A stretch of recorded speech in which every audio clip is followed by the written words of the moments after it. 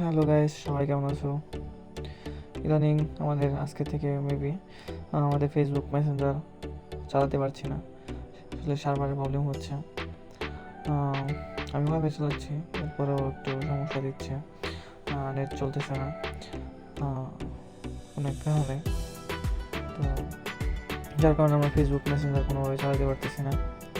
তো চিন্তার কোনো কারণ নাই, চালাতে পারবো। এভাবে হয়তো 2-3 দিন থাকবে, সমস্যা নাই। এরপর আমরা চালাতে পারবো। আপনাদের ফোনে হয়তো কোনো ভিপিএন যদি না থাকে তাহলে প্লে স্টোরে যাবেন, প্লে স্টোরে গিয়ে লিখে নেবেন অন অন অন লিখে সার্চ করবেন, দেখবেন যে অন তার নামে একটা ভিপিএন আছে, যেটা আপনারা ইনস্টল করে দেবেন। যেহেতু আমার আগে ইনস্টল করা ছিল এই জন্য। তো আপনারা ইনস্টল করার পর কানেক্ট করে নেবেন, তারপর মেসেঞ্জার বা ফেসবুক যাবেন, সমস্যা নাই, আগের মতো চালাতে পারবেন, কোনো প্রবলেম নাই। দেখেন ফেসবুক চলতেছে, কোনো সমস্যা নেই। তো এইভাবে চালাতে পারবেন, কোনো সমস্যা নেই।